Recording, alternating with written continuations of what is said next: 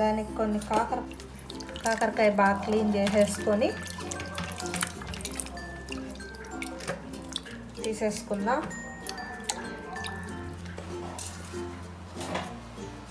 చేదు లేకుండా కాకరకాయ ఫ్రై ఎలా చేసుకోవాలో చూద్దాం. ఇలా కోసేసుకోవాలి.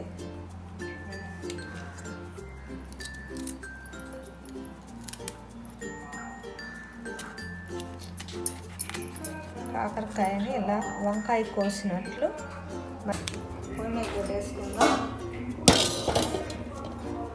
పెట్టుకొని కోసుకున్న కాకరకాయ వేసేసుకొని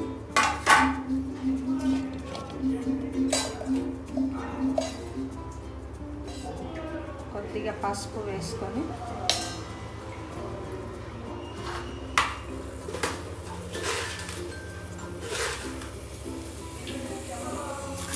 సరిపడా ఉప్పు వేసుకొని వాటర్ పోసి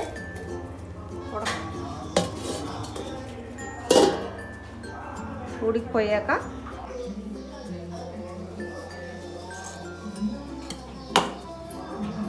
కాకరకాయ ఫ్రై కోసం నేను ఎండు కొబ్బరి కొద్దిగా తీసుకున్నాను. ఫస్ట్ ఇది మిక్సీ పట్టేద్దాం పొడి పొడిగా. ఎండు కొబ్బరి ఇలా పౌడర్లా చేసుకున్నాక అందులో కొద్దిగా శనగలు యాడ్ చేసుకుంటున్నాను.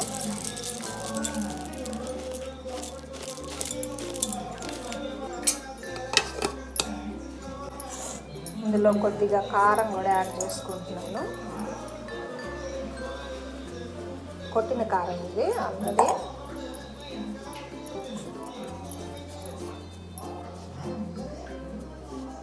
కొంచెం ఉప్పు యాడ్ చేసుకొని ఇంకోసారి తిప్పేద్దాం మిక్సీ.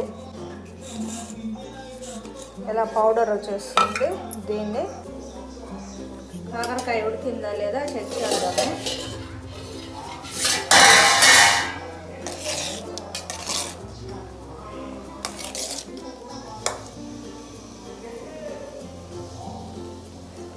కాకరకాయ ఉడికిపోయింది.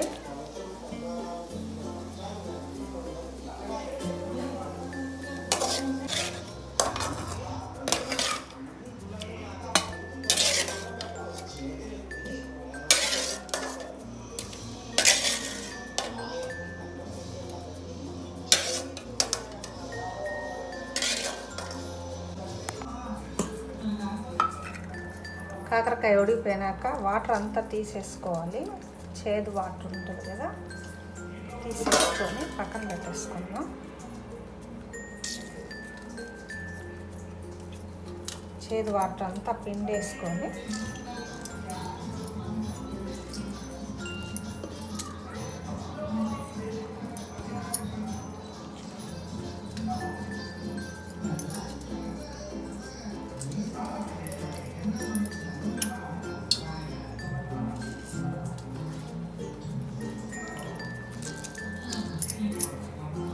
పిండేసుకొని పక్క తీసేసుకొని ఇప్పుడు పౌడర్ అప్లై చేసి మనం కొట్టుకున్నాం కదా మిక్సీది. గింజలు మీకు కావాలంటే ఉంచుకోండి, వద్దనుకుంటే తీసేసుకోవచ్చు. గింజలు లేకుండా ఇప్పుడు ఆ పౌడరు ఇందులో అప్లై చేసేసేయాలి.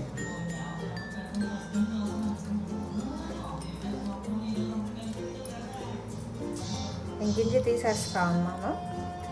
బాగా పెద్ద పెద్ద గింజగా ఉంది.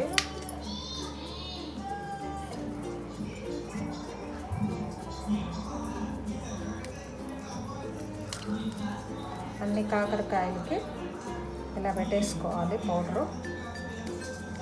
శనగలు, కొబ్బరి,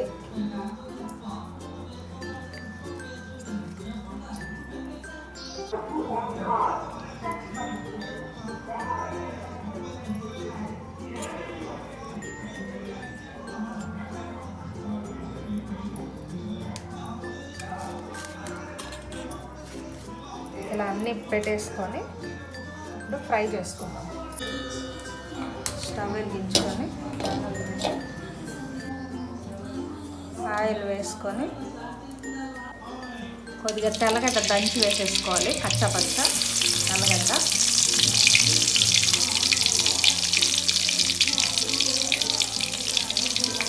తర్వాత కాకరకాయలన్నీ వేసేసుకోవాలి.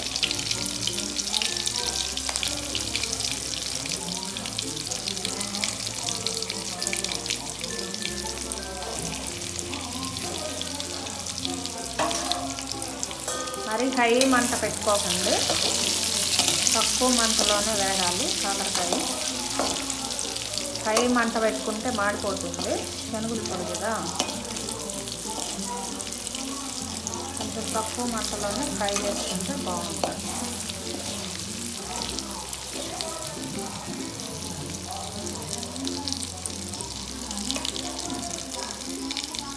ఇలా సిమ్లోనే ఫ్రై చేసేసుకోవాలి. ఇలా వచ్చేస్తాయి కాకరకాయ. ఇప్పుడు కొద్దిగా కరివేపాకు చల్లేసుకొని తీసేసుకోండి. కాకరకాయ ఫ్రై రెడీ అయిపోయింది. ఫ్రై చేసుకొని ఒకసారి తిని చూడండి. నచ్చితే లైక్ చేయండి, సబ్స్క్రైబ్ చేసుకోండి, బెల్ ఐకాన్ నొక్కండి. Thank you friends.